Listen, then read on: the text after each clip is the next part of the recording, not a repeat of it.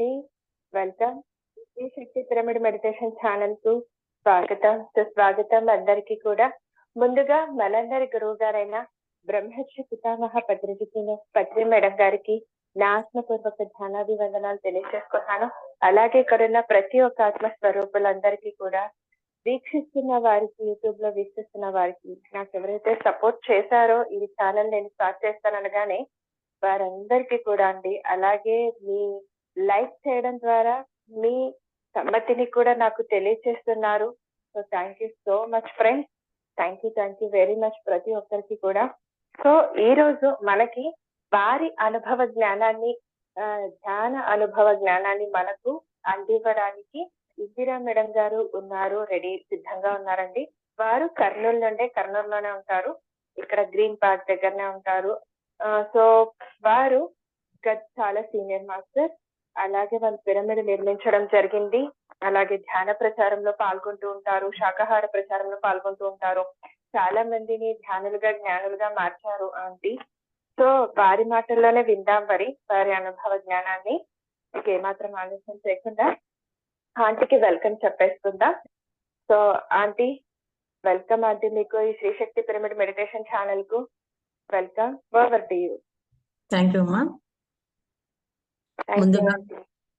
ముందుగా శక్తి pyramid channel వాళ్ళకి ధన్యవాదాలు తెలియజేసుకుంటున్నాను. ముందుగా బ్రహ్మర్షి పితామహ పత్రి సార్కి నా ధన్యవాదాలు తెలియజేసుకుంటున్నాను.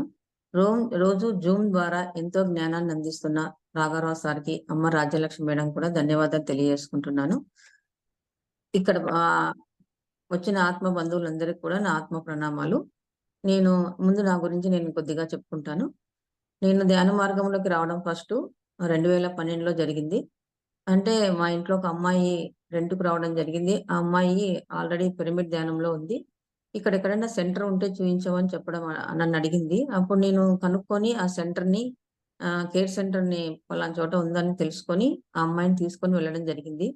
అక్కడికి వెళ్ళినప్పుడు అక్కడంతా లేడీస్ కి సపరేట్ గా ఒక రూమ్ ఉంది, జెంట్స్ కి ఒక రూమ్ సపరేట్ గా ఉంది. రెండు కలిపే ఉంది. అక్కడ ఒకటే కాదు, సపరేట్ గా లేదు, కలిపే ఉంది.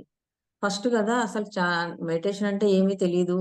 అమ్మాయి ఏమో డీప్ గా ధ్యానంలోకి వెళ్ళిపోయింది. నాకైతే కళ్ళు మూసుకోలేకపోతున్నాను, భయంగా ఉంది. అంటే అక్కడంతా అసలు ఇది కరెక్టా కాదా, మెల్లో బంగారం ఎంత ఉన్నాయి, కళ్ళు మూసుకుంటే ఏమన్నా జరుగుతుందేమో అంటే అవన్నీ అపోహలతో ఉన్నానన్నమాట. కళ్ళు మూసుకోలేకపోతున్నాను. ఆ రూమ్ అంతా చీకటిగా ఉంది. జెంట్స్ కూడా అక్కడక్కడ ఉన్నారు, లేడీస్ ఉన్నారు. అసలు ఆ నమ్మకం అనేది లేదు నాకు. ఆ అమ్మాయి ఏమో కూర్చుంది, నేనేమో కూర్చోలేకపోయినాను. అలా ఒక రోజు గడిచిపోయింది. తర్వాత అమ్మాయి కర్నూలు బుద్ధ పిరమిడ్ లోనేనా ఆంటీ? కేర్ సెంటర్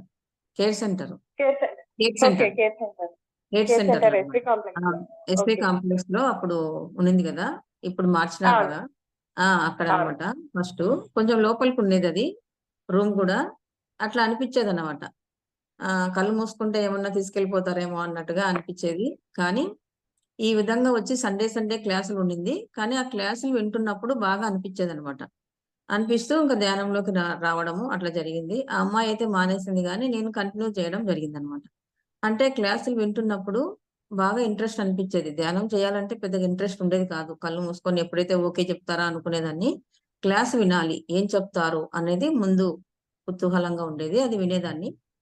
అలా విన్నప్పుడు నేను కూడా సాధన చేసుకుంటూ అలా మా ఇంటి చుట్టుపక్కల వాళ్ళకు కూడా నేర్పించాలని, వాళ్ళ పరిచయం చేపియాలని కొంతమందిని, ఒక 10 మందిని తీసుకొని వెళ్ళడం జరిగింది.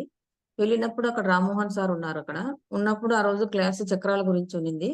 కానీ వీళ్ళు ఫస్ట్ మెడిటేషన్ అప్పుడే తీసుకెళ్ళాను కాబట్టి చక్రాల గురించి వాళ్ళకి ఏం అర్థం అవ్వలేదు.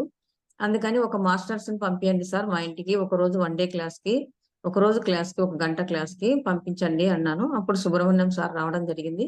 ఒక రోజు క్లాస్ అనుకున్నాము. చాలా మంది 30-40 మంది వచ్చారు క్లాస్కి. కానీ ఒక రోజు అనుకున్న క్లాసు కంటిన్యూగా 41 రోజు కంటిన్యూ చేయడం జరిగింది. 41 రోజు తర్వాత ఎన్నో విషయాలు సుబ్రహ్మణ్యం సార్ ద్వారా తెలుసుకుంటూ, పిరమిడ్ శక్తి గురించి తెలుసుకుంటూ పిరమిడ్ ని నిర్మించుకోవాలని నాకు అనిపించింది. వెంటనే పిరమిడ్ కూడా కట్టించుకోవడం జరిగింది. పత్రి సార్ రావడము, దాన్ని ఓపెన్ చేయడము, ఇవన్నీ కూడా జరిగాయి. ఈ విధంగా ధ్యాన మార్గంలోకి నేను ముందుకు వెళ్తూ ఉన్నాను. తర్వాత మళ్ళీ కరోనా టైంలో మళ్ళీ రాఘవరావు సారు జూమ్ లో మళ్ళీ పాల్గొనడం. అంటే ఇంతకుముందు సాధన ఒకటే చేసేదాన్ని. ఎక్కడో క్లాసులు జరుగుతున్నప్పుడు అక్కడక్కడికి వెళ్ళి వినేదాన్ని. కానీ కరోనా టైంలో జూములు రావడం వలన మన ఇంట్లోనే కూర్చొని ఎంతో ఆత్మజ్ఞానాన్ని నేర్చుకోవడం జరిగింది. తెలుసుకోవడం జరిగింది. ఆ రాఘవరావు సార్ అంటే ఏ జూమో తెలీదప్పుడు. కొన్ని ఏదో కొంచెం గైడెడ్ ఒక నెలలో ఉన్నాను ఒక గైడింగ్ మెడిటేషన్‌లో. అట్లా వాటి నుంచి మళ్ళీ ఈ మార్గంలోకి రావడం జరిగింది. రాఘవరావు సార్‌ది జూమ్ కనుక్కొని దాంట్లోకి రావడం. అప్పటినుంచి కూడా 2 ఇయర్స్ నుంచి సార్ జూమ్‌లో కంటిన్యూ అవుతూ ఉన్నాను. సార్ క్లాసులు వింటూ ఉన్నాను. ఆ జ్ఞానాన్ని సారు మీరు తెలుసుకున్న జ్ఞానాన్ని 10 మందికి పంచండి, వెళ్ళండి, బయటికి వెళ్ళండి, చెప్పండి అని ఎంతో మందిని మాస్టర్స్‌ని తయారు చేయడం జరిగింది. ఇప్పటికి 70 మంది దాకా మాస్టర్స్ తయారయ్యారు. వాళ్ళందరూ కూడా అన్ని ఊర్లు తిరుగుతూ క్లాసులు చెప్తూ ఉన్నారు. నేనైతే పెద్ద దూరం వెళ్ళలేదు. కాకపోతే దగ్గరనే చుట్టుపక్కల వాటికి వెళ్తూ ఉన్నాను. కాబట్టి నా వంతుగా నేను ఈ మార్గంలోకి ముందుకు వెళ్తూ ఉన్నాను. ఇది నా పరిచయం. ఇప్పుడు క్లాస్‌లోకి వెళ్దామండి. ఓకేనా మేడం? ఇప్పుడు క్లాస్‌లోకి ఓకే. వెళ్దాము. ఇప్పుడేంటంటే నేను తీసుకున్న టాపిక్ ఏంటంటే, బాధ అనేది దేహానిదా? లేదా మనసుదా? అనే టాపిక్ అన్నమాట ఇది. ఇప్పుడు చూడండి సమాజంలో మనము ఎవరిని చూసినా గాని అందరూ బాధలు, కష్టాలు, దుఃఖాల్లో ఉన్నవారే. వాళ్ళని ఎందుకు వాళ్ళలా ఉన్నారు అంటే అందరూ కూడా కర్మలు చేసి వచ్చిన వాళ్ళమే. కాబట్టి ఏదో కష్టం, బాధతో, దుఃఖాలతో బాధపడుతూ ఉన్నారు. కానీ వాటి నుంచి బయటపడడానికి ఎన్నో ప్రయత్నాలు చేస్తున్నాం. అంటే పూజలు గాని, ప్రార్థనలు గాని, నమాజు గాని, ఇట్లా దైవానికి సంబంధించిన కార్యక్రమాలలో పాల్గొంటూ, వాటి నుంచి బయటపడే ప్రయత్నాలు చేస్తున్నారు ప్రతి ఒక్కరు కూడా. కానీ బయట పడుతున్నారా అంటే లేదనే చెప్పాలి. ఎవరిని సమాజంలో మనం బాగా గమనిస్తే కష్టాలు, బాధలు ఎవరి జీవితాల్లో కూడా పోలేదని అనిపిస్తుంది సమాజాన్ని గమనిస్తే. అంటే ఎన్ని చేస్తున్నారు. కానీ ఒక కష్టం పోయినా గాని మళ్ళీ ఇంకో కష్టం వాళ్ళ జీవితంలోకి వస్తుంది. పూర్తిగా ఎవరు కూడా పూజలు చేయడం వల్ల వాళ్ళు పూర్తిగా బయటపడిన వాళ్ళు లేరని అనిపిస్తుందనమాట సమాజాన్ని గమనిస్తే. ఎందుకు అంటే చేసిన కర్మల్ని ఖచ్చితంగా అనుభవించి తీరాల్సిందే. ఎంతటి వారైనా సరే అటువంటి కర్మల్ని మన జీవితంలో ఖచ్చితంగా అనుభవించి తీరాల్సిందే. ఇలా పురాణాల్లో కూడా ఎన్నో మనకి ఎగ్జాంపుల్ ఇవ్వడం జరిగింది. అంటే చూడండి ఎంతటి గొప్పవారైనా సరే. ఇప్పుడు దశరథుని తీసుకుందాము. ఆయన రాముడికి జన్మనిచ్చారు. ఆయన చాలా గొప్పవాడనుకుంటాం. అంటే భగవంతునికే జన్మ ఇచ్చారు గాబట్టి వాళ్ళకి ఏది ఉండదనుకుంటాం. కానీ ఆయనకు కూడా కర్మ ఉంది. ఏంటా అంటే ఆయన ఒకప్పుడు రాజుగా ఉన్నప్పుడు ఆయన వేటకు వెళ్ళినప్పుడు ఆయన వేటాడే సందర్భంలో అక్కడ ఒక లేడీ ఉందని దాన్ని బాణం వేసినప్పుడు ఆ బాణం వెళ్లి ఒక ముని కుమారుడికి తగులుతుందనమాట. ఆ ముని కుమారుడు అక్కడికక్కడే మరణిస్తాడు. అక్కడికి వెళ్లి చూసినప్పుడు అక్కడ లేడీకి బదులుగా ముని కుమారుడు ఉంటాడు. దశరథుడు ఎంతో బాధపడతాడు. అయ్యో! నేను ఒక ముని కుమారుడిని చంపానా? ఆయన చివరి శ్వాసలో ఉంటాడనమాట. అప్పుడు ఆయన పలకరించినప్పుడు ఆయన చెప్తాడు ఆ ముని కుమారుడు. నేను నా తల్లిదండ్రులు పుట్టి గుడ్డి వాళ్ళు. వాళ్ళకు నీరు దాహంగా ఉంది వాళ్ళకి. ఆ నీటిని తీసుకుపోవడానికి నేను ఇక్కడికొచ్చాను. ఈ విధంగా జరిగింది. కాబట్టి ఈ దాహాన్ని నా తల్లిదండ్రుల దాహాన్ని నువ్వు తీర్చు అని చెప్పి అతను చెప్పి మరణిస్తాడనమాట. తల్లిదండ్రులు ఈ ముని కుమారుడు యొక్క తల్లిదండ్రులకు దాహాన్ని తీర్చాలని నీళ్ళని తీసుకొని దశరథుడు ఆ దంపతుల దగ్గరికి వెళ్తాడు. ఆ దంపతులు గుర్తిస్తారనమాట. ఎవరు నువ్వు నా కొడుకువి కాదు. కళ్ళు లేకపోయినా గాని వాళ్ళు చాలా శక్తి ఉంటది వాళ్ళకి. ఆ వచ్చిన వాడిని గుర్తిస్తారనమాట. "నువ్వు మా కుమారుడు కాదు. నువ్వు ఎవరు చెప్పు" అంటే ముందు ఆయన చెప్పడు. తర్వాత వాళ్ళు లేకపోతే నువ్వు తీసుకొచ్చిన నీటిని తాగమంటే అప్పుడు చెప్తారనమాట. నేను ఎవరి అంటే నేను ఈ రాజ్యానికి రాజుని. ఆహ్, ఈ మీ కుమారుడు నా చేతనే మరణించాడు. కాబట్టి నేను కూడా ఎంతో బాధపడుతున్నాను. అనుకోకుండా ఇది జరిగింది. కాబట్టి మీ కుమారుడు మీకు దాహంతో ఉన్నారు కాబట్టి దాహాన్ని తీర్చడానికనొచ్చాను అని జెప్పి చెప్తారనమాట. అప్పుడు వాళ్ళు హ్మ్. మాకు ఉండేది అబ్బాయి ఒక్కడే. మాకు ఎంతో పుత్ర శోకాన్ని కలిగించావు నువ్వు అని ఎంతో బాధపడతారనమాట. ఎంతో దుఃఖిస్తారు.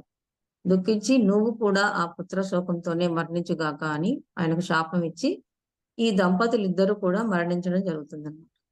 అదే విధంగా దశరథుడు కూడా నిజంగా రాముడంటే ఎంతో ప్రేమ ఆయనకు. ఎంతో ఇష్టం. లేక లేక 60 సంవత్సరాల తర్వాత ఆయనకు పుత్రులు జన్మించుంటారనమాట. అందుకు రాముడి మీద అమితమైన ప్రేమ ఉంటది. ఆ ప్రేమ వలన ఆయన ఆహ్, రాముడు ఎప్పుడైతే వనవాసాలకు వెళ్తాడో, ఆ దుఃఖానికి గురైపోయి ఆయన ఎప్పుడూ రాముని గురించి ఆలోచిస్తూ ఆయన శ్వాసను వదలడం జరుగుతుంది. అంటే చనిపోవడం జరుగుతుందనమాట. అంటే పుత్ర శోకంతోనే ఆయన కూడా చనిపోయాడు. చూడండి ఎంతటి వాడైనా సరే కర్మను ఖచ్చితంగా అనుభవించాలన్నది ఇక్కడ మనకు అర్థమవుతుందనమాట. కానీ ఈ కర్మలు ఎందుకొస్తున్నాయి? అంటే మనం చేసిన పాపాల వల్లే ఆ కర్మలు మన జీవితంలో కష్టాలు, బాధలు, దుఃఖాలు ఇవన్నీ కూడా పాప కర్మల వల్లే వస్తాయి. ఇప్పుడు మంచి కర్మలు చేశామనుకోండి, మన జీవితంలో భోగాలుంటాయి. పాపం వలన కష్టాలు, బాధలు ఉంటాయి. ఇది కర్మ సిద్ధాంతం మనకు అర్థమైంది కాబట్టి బాగా అర్థమవుతుంది. కాబట్టి ఈ కష్టాలు, బాధలు భరించాలంటే నిజంగా చాలా బాధాకరంగా ఉంటుంది. భోగం అనుభవించడం అందరికీ మంచిగానే ఉంటుంది గానీ, కష్టాలు, బాధలు అనుభవించాలంటే చాలా బాధాకరంగా ఉంటుందన్నమాట. కానీ ఈ కష్టాలు, బాధల నుంచి బయటపడే మార్గం లేదా అంటే ఖచ్చితంగా ఉంది. ఏ విధంగా బయటపడగలమంటే, మనము మనలో శక్తిని మనం పెంచుకోవాలి. ఎప్పుడైతే మనము ధ్యాన సాధన ద్వారా ఎప్పుడైతే మనలో శక్తిని మనం పెంచుకుంటామో, ఎటువంటి కష్టము, బాధ, దుఃఖము మన జీవితంలో వచ్చినప్పటికి కూడా దాన్ని ఎదుర్కొనే శక్తి మనము పెంచుకోగలుగుతాం. తట్టుకునే శక్తిని మనలో పెరుగుతుందనమాట. కాబట్టి ముఖ్యంగా మనలో శక్తిని మనం సంపాదించుకోవాలి. అప్పుడే అన్నిటి నుంచి కూడా మనము తేలికగా బయటపడగలుగుతాం. దానికి ఎగ్జాంపుల్‌గా నేను ఈ మధ్యనే రాఘవరావు సారు జీవితంలో జరిగిన సంఘటన మీతో పంచుకుంటాను. సారు ఏంటంటే అనుకోకుండా సారు యాసిడ్ తాగడం జరిగింది. అంటే నీళ్ళు అనుకోని యాసిడ్ తాగారు. 20 ఎంఎల్ తాగడం జరిగింది. అది జరిగినప్పుడు నిజంగా యాసిడ్ మన శరీరంలోకెళ్తే ఎంత బాధాకరమో అందరికి కూడా తెలుసు. భూమి మీద పడితేనే ఎంతో నష్టాన్ని కలిగిస్తుంది. మరి సున్నితమైన శరీరంలోకి వెళ్తే మరి ఎన్నో భాగాల్ని కూడా నష్టపరుస్తుందనమాట. బాధ కలుగుతుంది. అటువంటి బాధ సారు అనుభవించడం జరిగింది. కానీ ఎక్కడా కూడా ఆ బాధను వ్యక్తపరచలేదు సారు. హాస్పిటల్‌లో ఉన్నారు. హాస్పిటల్‌లో ఏఐజీ హాస్పిటల్‌లో హైదరాబాద్‌లో ఉండడం జరిగింది. నేను గూడా వెళ్లి చూశాను సార్‌ని. కానీ సారు నిజంగా ఆ బాధ అనేది అక్కడ చాలా మంది ఆ బాధతో అరుస్తున్నా గాని సార్ అటువంటి బాధను ఎక్కడా కూడా అంటే సార్ చెప్పడం జరిగింది. ఉంది లోపల బాధ. కానీ ఎక్కడా కూడా వ్యక్తపరచలేదు. అంటే తట్టుకునే శక్తిని సంపాదించారు. ఎక్కడా కూడా వ్యక్తపరచలేదు. మళ్ళీ మూడో రోజు నుంచే సార్ జూమ్‌లో ఎలా జూమ్ నిర్వహిస్తున్నారు, జూమ్‌లో ఎలా వాళ్ళు క్లాసులు చెప్పుకుంటున్నారు అన్నీ కూడా గమనించి మళ్ళీ మాతో మాట్లాడడం గూడా జరిగింది సారు. చూడండి నిత్యము కూడా శరీరానికి ఎటువంటి బాధ కలిగినా గానీ, వాళ్ళు పూర్తిగా ఆత్మ దృష్టితోనే ఉన్నారు. కార్యక్రమాల మీదనే దృష్టి ఉంచారు. శరీరానికి బాధ కలిగినా గానీ దాని మీద శ్రద్ధ లేదనమాట. అది జరిగింది. ఏదో చేశాము జరిగింది. అది దానంతట అదే వెళ్తుంది అని దాని మీద మనసు పెట్టకుండా అంతా కూడా జూమ్‌లో ఉన్న మాస్టర్స్ మీద వాళ్ళ మీదనే సారు ఉండి వాళ్ళతో మాట్లాడి ఇవన్నీ కూడా చేయడం జరిగింది. సారు మరి ఎప్పుడో 3 నెలలకు గాని కోలుకుంటామన్నారు. అంటే లోపల ఒక నెల వరకు సార్‌కి నోటి నుంచి ఆహారం గూడా తీసుకోలేదు. వాటర్ కూడా తీసుకోలేదు. పొట్టలో చిన్న ట్యూబ్ పెట్టి అక్కడి నుంచి అన్నీ పంపించడం జరిగింది. కానీ సారు నీళ్లు తాగాలనిపించినా గాని నోట్లో దగ్గు వచ్చినా గాని నీరు పుక్కిలించి ఊసేవారు. మామూలు జూమ్‌లో క్లాసులు చెప్పేటప్పుడు కూడా చూసాం మేము. ఇదంతా కూడా నెల వరకు 2 నెలలు పడుతుంది మళ్ళీ నీకు మామూలుగా కోలుకోవడానికి అన్నప్పుడు సారు నెలలోనే కోలుకోవడం జరిగింది. ఆ ట్యూబ్ తీసేసి మళ్ళీ నోటి ద్వారా ఆహారాన్ని తీసుకోవడం జరిగిందనమాట. ఇదంతా మీకెందుకు చెప్తున్నాను అంటే, సారు నిజంగా నెలలో 25 రోజులు పూర్తిగా బయట తిరుగుతూ, ఆత్మ జ్ఞానానికి సంబంధించిన జ్ఞానమే బోధిస్తూ, వాళ్ళ శక్తిని కానీ, ధనాన్ని గాని, సమయాన్ని గాని పూర్తిగా ఆత్మ సేవల కోసమే వాళ్ళు ఉపయోగిస్తున్నారన్నమాట. మరి అటువంటి వాళ్ళకి శక్తి రాకుండా ఉంటుందంటే, ఖచ్చితంగా శక్తి వాళ్ళలో ఉంటుంది. అది మనం గమనించామిక్కడ. అంటే లైవ్‌గా చూసాం. ఇప్పుడు గతంలో ఎన్నో ఎగ్జాంపుల్ చెప్పుకుంటాం. కానీ అక్కడ ఎక్కడా కూడా లైవ్ లేదు మనం. ఇప్పుడు సార్ ద్వారా లైవ్‌గా మేము తెలుసుకోవడం జరిగింది. కాబట్టి ఇక్కడ శక్తిని మనం పెంచుకోవచ్చు. ఎటువంటి దాన్నైనా తట్టుకునే శక్తి మనకు వస్తుంది. ఎటువంటి వారైనా కర్మ అనుభవించవలసిందే. కానీ ఆ శక్తిని మనం పెంచుకోవాలన్నది ఇక్కడ బాగా అర్థమైంది. అంటే చూడండి 3 నెలలకు అట్లా కోలుకుంటామన్న సారు ఇంకా సర్జరీలు ఎన్నో చేయాల్సొస్తుంది భవిష్యత్తులో అన్నారంట. అంటే అన్నవాహికను అక్కడ గొంతు దగ్గర ఉన్న దాన్ని తొలగించి వేరేది వేయాల్సొస్తుంది అని అన్నారంట. కానీ అవేవి కూడా ఆపరేషన్‌ల నుంచి ఏవి చేయాల్సిన అవసరం లేకుండా అన్నీ కూడా క్యూర్ లోపల బాగా హీల్ అయిపోయినాయి అనమాట. నెల లోపలే సార్ ఎంత ఇదిగా అయిపోయినారు అన్నట్టే నిజంగా మాకు ఆశ్చర్యం వేసింది అనమాట. ఇప్పుడు మామూలుగా ఉంటున్నారు. ఆ వాయిస్ లో కూడా ఎటువంటి మార్పు కూడా లేదు. మొదట్లో వాయిస్ లో తేడా ఉండింది, మాట్లాడలేకపోయారు. తర్వాత వాయిస్ ఏమవుతుందో అనుకున్నాం, కానీ వాయిస్ ఇంకా బాగా డెవలప్ అయింది సార్‌లో ఇప్పుడు. నిజంగా ఇంకా శక్తిని పుంజుకున్నారన్నమాట. ఇవన్నీ కూడా ఇది ఎప్పుడు అంటే జరిగిందా ఆంటీ? రీసెంట్ గా జరిగిందా? ఎప్పుడు జరిగింది? రీసెంట్‌గా మేడం జనవరిలో జరిగింది. ఈ జనవరి. సంవత్సరం జనవరిలో ఈ జరిగింది. సంవత్సరం జనవరిలో. జనవరో, ఫిబ్రవరిలోనే అటు ఇటుగా జరిగింది. అప్పుడు నేను ఓహ్! మా అయినా కూడా సార్‌కి క్లాసెస్ ఎన్ని పెట్టారు మళ్ళీ. సార్ ఎన్ని అవును. నిర్వహిస్తున్నారు అంటే మళ్ళీ కంటిన్యూస్ చేస్తున్నారు. సార్ 15 డేస్‌కే మళ్ళీ జూమ్‌లో వచ్చి పాల్గొన్నారు. అంటే ఓహ్! ఆ ట్రీట్‌మెంట్ తీసుకుంటూనే వాయిస్ కొంచెం తేడా ఉన్నా గాని మళ్ళీ ఆ వాయిస్‌ని ఉపయోగిస్తూనే క్లాసులు చెప్పారు.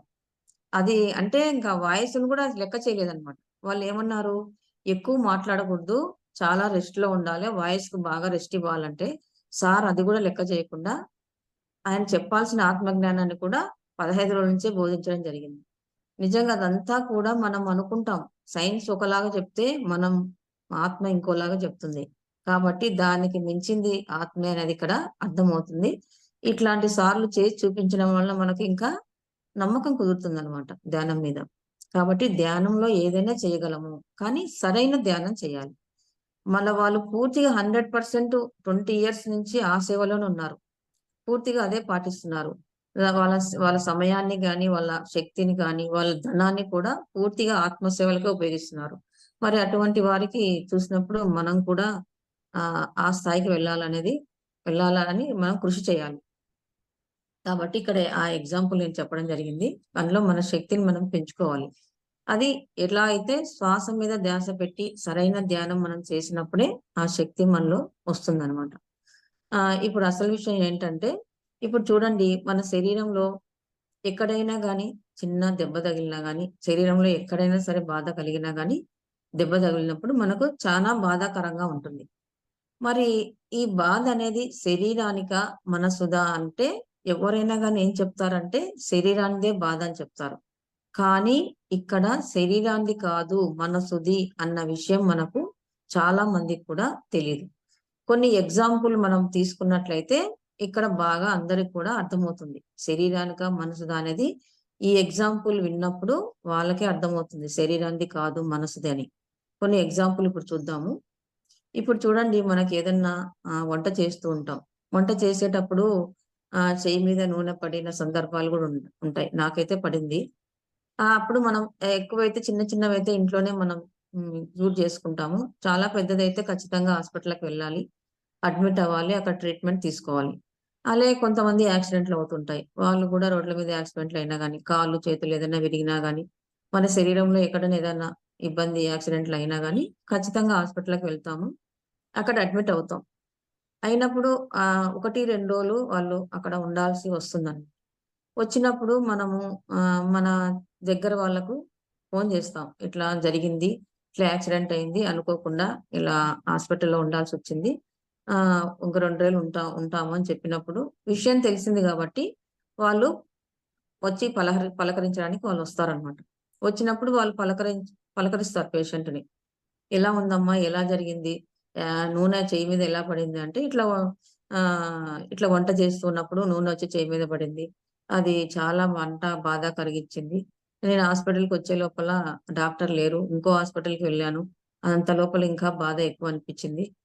తర్వాత డాక్టర్ వచ్చారు. ట్రీట్మెంట్ చేశారు. ఇప్పుడు అని చెప్తూ ఉంటది. చెప్తున్నప్పుడు ఈమె అడుగుతుంటుంది. "ఎందుకంత నిర్లక్ష్యంగా ఉన్నావు? జాగ్రత్తగా ఉండాలి గదా! వంట చేసేటప్పుడు." జాగ్రత్తగుంటే ఇలాంటివి జరగదు గదా! అయినా తగ్గిపోతుందిలే. చిన్నదేలే దెబ్బ అని ఏదో సముదాయించడానికి ఎన్నో విషయాలు మాట్లాడుతూ ఉంటారు. ఇటువంటిదే ఇంకొక అమ్మాయి కూడా జరిగింది. ఒక 5, 6 నెలల కిందట. కానీ తొందరగా కోలుకుంది. ఇదేం కాదులే. మంచిగా అవుతుందిలే అని ఎన్నో విషయాలు చెప్తూ ఉన్నప్పుడు, వీళ్ళ మనసనేది ఆ మాటల మీదకెళ్ళిపోతుందండి. వెళ్ళిపోయినప్పుడు అక్కడ బాధ ఏమీ అనిపించదు. మాటలతో ఉన్నంత సేపు మనసు శరీరంలో ఉన్న బాధ వ్యక్తపరచరనమాట. బాధ కలుగుతుంది, అబ్బా! అని బాధపడడం, ఏడవడం అవన్నీ కూడా అక్కడ జరగదు. అవును. ఎప్పుడైతే ఈమె మాట్లాడడం ఆపేస్తుందో, అప్పుడు వీళ్ళ శరీరం మీద మనసు వెళ్తుంది గాబట్టి, అప్పుడు బాధ, దుఃఖము, శరీరం మీద ఉన్న బాధ అనేది గుర్తుకొస్తది. నొప్పి అనేది అప్పుడు అబ్బా! బాధ అనేది ఇంకా అనిపిస్తుందనమాట. నిజంగా వాళ్ళు వెళ్ళిపోయినాక ఒంటరిగా ఉన్నప్పుడు ఇంకా బాధ ఎక్కువగా ఉంటుంది. నొప్పి అవన్నీ కూడా మనకు తెలుస్తుందనమాట. ఇక్కడ ఏమైంది? శరీరం మీద బాధ ఒకేలాగా ఉంది. కానీ మనసనేది వేరే వాటి మీద మాటల మీదకి ఎప్పుడైతే వెళ్ళిందో, అప్పుడు మనకు బాధ అక్కడ తెలియలేదు. ఎప్పుడైతే మళ్ళీ ఆ మాటలు ఆగిపోయినాయో, వాళ్ళు మాట్లాడడం ఆపేశారో, మళ్ళీ మనసు మన శరీరం మీదకొచ్చేసింది. ఆ బాధ, నొప్పి అనేది మన శరీరం మీద వచ్చేటప్పటికి నొప్పి అనేది మనకు తెలుస్తుందనమాట. ఈ ఎగ్జాంపుల్ వలన మనకిక్కడ అర్థమవుతుంది. బాధ శరీరానిదా, మనసుదా అన్నది ఇక్కడ కొద్దిగా అర్థమవుతుందనమాట. ఇంకా చూడండి మనం ఇంకా గమనిస్తే చిన్న పిల్లలకి మనము డాక్టర్ దగ్గరికి తీసుకెళ్ళినప్పుడు వాళ్ళకి కొన్ని ఇంజెక్షన్‌లు వేస్తూ ఉంటారు. 5 సంవత్సరాల పిల్లలైనా, 4 ఏళ్ల పిల్లలైనా ఇంజెక్షన్ అంటే వాళ్ళకి తెలుసు. తెలుసు గాబట్టి డాక్టర్ దగ్గరికి వెళ్తేనే అసలు అక్కడికి వెళ్తేనే వాళ్ళు ఏడుపు మొదలుపెడతారు. అంటే ఇంజెక్షన్ నాకు అవును. ఖచ్చితంగా ఏస్తారని. అందుకని ఆ! లోపలికి రావడానికి కూడా ప్రయత్నం చెయ్యరు. అంత ఇదిగా ఉంటారనమాట. లోపలికెళ్ళిన తర్వాత డాక్టర్ ఏదో రకంగా వెయ్యాలి. కాబట్టి ఆ పిల్లల్ని కూడా మాటలతో పెడతారు. "నీ పేరేంటి నాన్న? నీకేదంటే ఇష్టము? చాక్లేట్ అంటే ఇష్టమా? లేతే మీ మమ్మీ అంటే ఇష్టమా? మీ నాన్న అంటే ఇష్టమా? స్కూలుకెళ్తున్నావా? ఏ స్కూలు?" అని ఇట్లా మాటల్లో పెడతారనమాట. ఎప్పుడైతే మాటల్లోకి మాట్లాడుతూ ఉన్నప్పుడు, ఆ మనసు ఆ మాటల్లోకి వెళ్ళిపోయినప్పుడు, ఈయన చేయాల్సిన పని ఇంజెక్షను చేసేస్తాడన్నమాట. చేసినప్పుడు ఆ అమ్మాయి అంత బాధకు గురి కాదు. కొద్దిగా బాధనే కలుగుతుందన్నమాట. ఇంకా కొంతమంది ఇంకా హుషారుగా ఉంటారు పిల్లలు.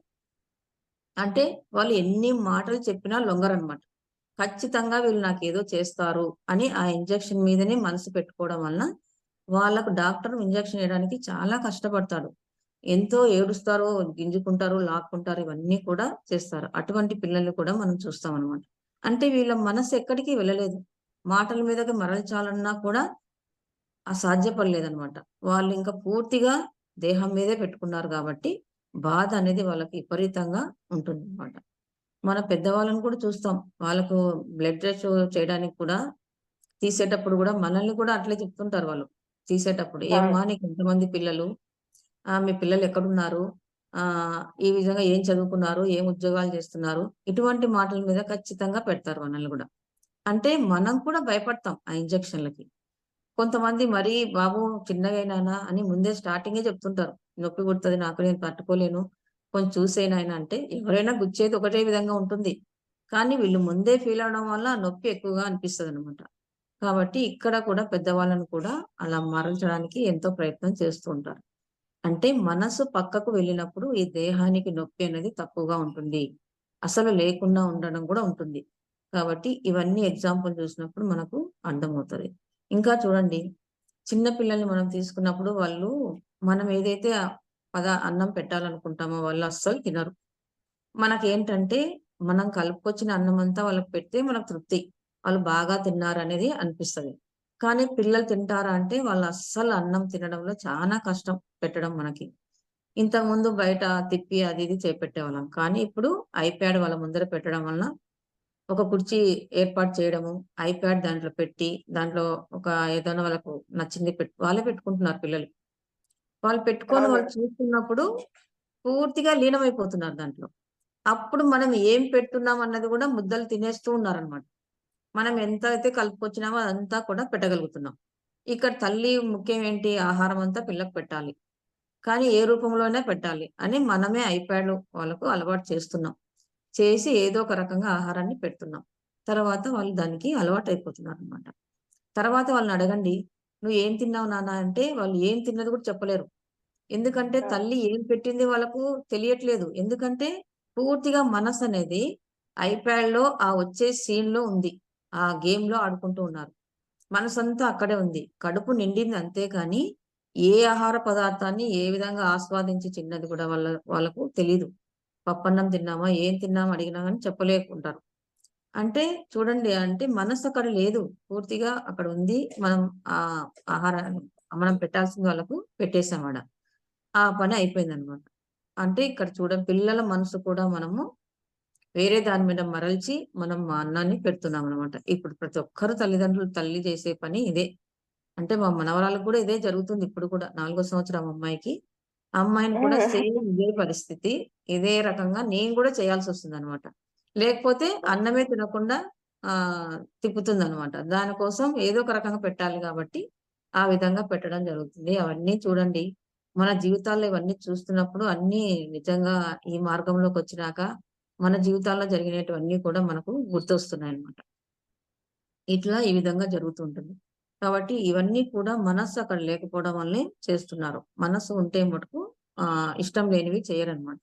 ఇంకా మనం కొన్ని గమనించినట్లయితే చూడండి, ఆపరేషన్‌లు చేస్తున్నప్పుడు సర్జరీలు జరుగుతుంటాయి. పిల్లలు ప్రెగ్నెన్సీ డెలివరీ అయ్యే టైంలో సర్జరీలు కొంతమంది జరుగుతూ ఉంటాయి. కొన్ని హార్ట్ అటాక్‌ల వల్ల దానిలకు పెద్ద పెద్ద సర్జరీలే జరుగుతుంటాయి. కిడ్నీ ప్రాబ్లమ్స్ ఉన్నా, ఏ ప్రాబ్లమ్ ఉన్నా శరీరంలో కొన్ని పెద్ద సర్జరీలే జరుగుతూ ఉంటాయి. కొన్ని 5 గంటలు అట్లా గూడా జరుగుతూ ఉంటాయి. ఈ మధ్య మా సారు గూడా జనవరిలో బైపాస్ జరిగింది. జరిగినప్పుడు నిజంగా మనం నాకు గూడా జరిగాయి సర్జరీలు. డెలివరీవి. జరిగినప్పుడు నిజంగా అప్పుడు థియేటర్‌లోకి తీసుకుపోయేంత వరకే మనకు భయం. ఆ బట్టలు అవన్నీ ఏసినప్పుడే. కానీ లోపలికి వెళ్ళిన తర్వాత వాళ్ళు ఏదైతే మత్తిస్తారో, మత్తిచ్చిన తర్వాత ఇంక ఏమీ కూడా తెలీదు. మన శరీరాన్ని వాళ్ళు ఏ విధంగా ఏమి చేసినా గానీ, ఏ విధంగా కోసినా గానీ, ఏ విధంగా మన శరీరంలో మార్పు ఏవైనా చేసినా గానీ, ఇవేమి కూడా మనకు తెలీదు.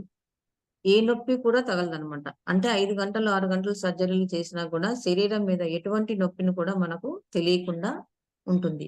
మరి అక్కడ మనసు ఎక్కడికెళ్ళింది? అంటే మత్తు అకస్మారక స్థితిలోకి వెళ్ళిపోయింది. అంటే పూర్తిగా మత్తులోకి వెళ్ళిపోయిందనమాట. అక్కడ మనస్సనేది పూర్తిగా లేదింకా. ఒట్టి శరీరం ఒక్కటే ఉంది. శరీరం ఒకటే ఉంది గాబట్టి డాక్టర్లు ఆ శరీరాన్ని కత్తులతో ఏ విధంగా కోసినా గాని, ఏం చేసినా గాని మనకేమీ తెలియట్లేదనమాట.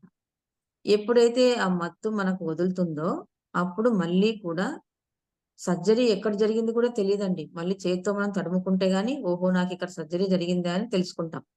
తర్వాత అవును. నొప్పి తగులుతున్నప్పుడు, మళ్ళీ మనకు శరీరానికి తగిలినప్పుడు అప్పుడు మత్తంతా పూర్తిగా వదిలితే, మళ్ళీ అప్పుడు శరీరంలో నొప్పి మనకు తెలుస్తుంది. అంటే చూడండి, అంటే అక్కడ మనసు మళ్ళీ స్మారక స్థితిలోకి వచ్చింది. ఇంతకుముందు అకస్మారక స్థితిలోకి వెళ్ళిపోయింది. మళ్ళీ స్మారక స్థితిలోకి వచ్చినప్పుడు, మన శరీరంలో ఉన్న నొప్పులన్నీ కూడా తెలుస్తాయి. ఇంకా మళ్ళీ కొన్ని రోజులు ఐసీలో ఉంచడం, ఆ పెయిన్ కిల్లర్స్ ఇవ్వడం, ఆ విధంగా స్లోగా నొప్పిని తగ్గిస్తూ వస్తారు. అక్కడ కూడా మనల్ని ఎంతో మంది మనల్ని పలకడానికొస్తారు. అక్కడ కూడా మనసు మనం గమనించుకోవచ్చు. ఆ మాటల్లో పడిపోయి కూడా నొప్పిని అప్పుడు ఏమి అనిపించదు. మళ్ళీ వాళ్ళు వెళ్ళిపోయిన తర్వాత ఆ బాధ, నొప్పి అనేది గురి అవుతూ ఉంటాం. ఇదంతా కూడా కొంచెం మన గమనిక, మన శరీరం మీద, మనసు మీద కొంచెం గమనిస్తే ఇవన్నీ కూడా మనకు అర్థమవుతాయన్నమాట. కాబట్టి ఇవన్నీ కూడా మనసు ఇక్కడ బాగా అర్థమవుతుంది. బాధ అనేది శరీరానికే గాని మనసుకు కాదు. అంటే శరీరానికి కాదు. మనసుదే బాధ అని శరీరానికి కాదు అనేది ఇక్కడ అర్థం జేసుకోవాలి. కాబట్టి ఇవన్నీ కూడా మనం చూస్తుంటాం. కానీ ఇంకా చూడండి, మనం తీసుకునే ఇప్పుడు చూడండి మేకలు గాని, ఈ పొట్టేళ్ళు, ఇవన్నీ ఆవులు గాని, చేపలు గాని, ఇవన్నీ కోడి, వీటినన్నిటిని కూడా ఎటువంటి మత్తు ఇవ్వకుండా దాన్ని గొంతు కోస్తున్నారనమాట. అంటే వాటిని మాంసం కోసం దాన్ని హింసించి, బాధపెట్టి దాన్ని కోయడం జరుగుతుంది. పోనీ గొంతంతా ఒకటేసారి కోస్తారా? ఒకటేసారి ప్రాణం ప్రాణం తీస్తారా అంటే లేదు. దాన్ని సగం వరకే కోస్తారెందుకో. కోసి కింద పడేస్తారు. పడేసినప్పుడు అది బాగా గిలగిల గిల కొట్టుకొని ఎప్పటికో అది చనిపోతుంది. అప్పుడు దాన్ని చేయాల్సిందంతా తీసి దాన్ని మాంసంగా తయారు చేస్తారు. అంటే చూడండి, ఎటువంటి మత్తు కూడా వాటికి ఇవ్వడం లేదు. ఒక మానవుడికి మాత్రమే మత్తు ఇచ్చి ఇవన్నీ కూడా చేస్తున్నారు. జంతువులన్నీ కూడా ఏ మత్తు ఇవ్వకుండానే వాటిని ప్రాణాలు బాధకు గురి చేస్తున్నారన్నమాట. అంటే చనిపోయేటప్పుడు అవి ఎంతో బాధ గురి అవుతున్నాయి. గిలగిలా కొట్టుకుంటున్నాయి. దానికి పత్రి సార్ చెప్తూ ఉంటారు. ఇంతగా బాధపడి గిలగిల కొట్టుకుంటున్నాయే, మరి ఇంత బాధ పెట్టి అటువంటి మాంసాన్ని మనం తినడమా? ఎంత పాపాహారము అని చెప్పి సారు మనకు చెప్పడం జరిగింది. అంటే ఇటువంటి ఆహారాన్ని మానేయండి, మాంసాహారాన్ని. ఇది ఎంతో పాపాన్ని కలిగిస్తుంది. ఒక జీవిని మనం ఎంతో బాధ పెట్టి, కష్టపెట్టి, ఇబ్బంది పెట్టి చంపి వాటిని తింటున్నాం. అది మనకెంతో అది ఏదైతే ఎటువంటి బాధ పడిందో, అటువంటి బాధ మన జీవితంలో ఖచ్చితంగా వస్తుంది. కాబట్టి పెద్ద పాపం ఇదన్నిటికంటే ఈ పాపాన్ని వదలండి అని సార్ చెప్పడం జరిగింది. అంటే మీరు ధ్యానం చేసినా, చేయకపోయినా పర్లేదు. కానీ ముందు ఈ మాంసాహారాన్ని మానండి అని చెప్పడం జరిగిందనమాట. కాబట్టి ఇవన్నీ చూస్తే నిజంగా నిజంగా అది కోసేటప్పుడు తీసుకెళ్ళి వీళ్ళకి చూపిస్తే నిజంగా తినేవాళ్ళు కూడా మానేస్తారేమో అనిపిస్తది. అంటే అది పడే నరకం అనేది ఎంత బాధాకరంగా ఉంటుంది అనేది మనం ఇక్కడ బాగా అర్థం చేసుకోవచ్చు. అంటే ఇక బాగా తినే వాళ్ళకి ఏం అనిపించదో ఏమో గాని నిజంగా కోసే దగ్గరికి వెళ్తే అది అందుకే చాలా మంది ఏమంటారంటే మేము కోసే దగ్గరికి వెళ్ళమబ్బా! వాళ్ళకి విరక్తి కలుగుతది.